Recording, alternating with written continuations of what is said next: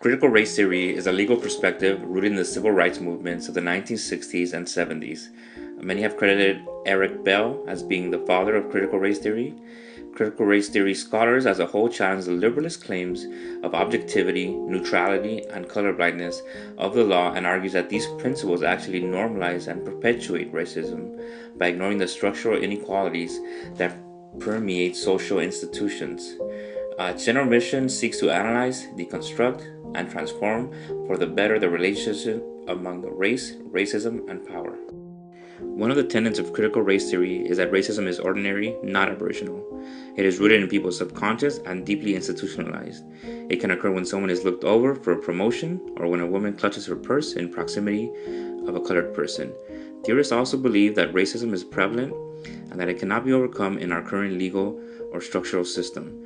In order to balance the scales of inequality, the scales have to be unbalanced to favor the minorities and disenfranchised groups. So another tenet of critical race theory is the idea of differential racialization. So this is the idea that dominant in social discourses and people in power can racialize groups of people in different ways at different times depending on historic, social, or economic need. For example, various Asian Americans were once viewed as unthreatening during the construction of railroads, and indeed were viewed even as favorable when a large and expensive labor force was needed.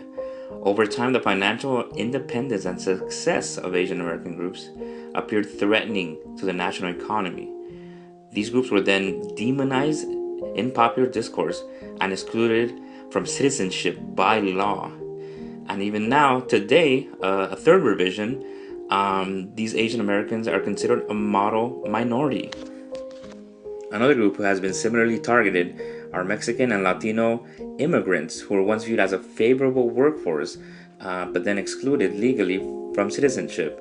Only now is there some sort of push towards legalizing these immigrant groups. A third tenet of critical race theory is the idea of interest convergence.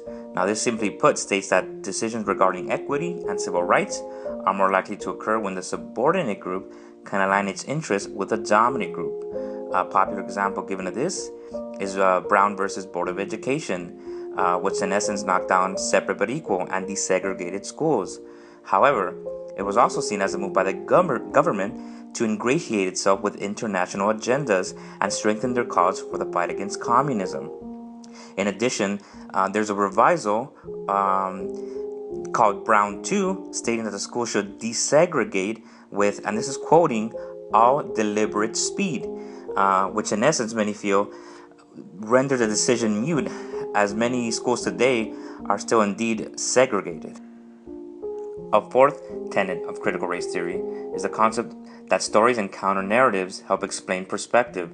Now, considering that dominant groups' accounting of history routinely excludes racial and other minority perspectives to justify and legitimize its power, it therefore becomes imperative to bring narratives of the disenfranchised into account in order to challenge liberalist claims of neutrality, color blindness, and universal truths.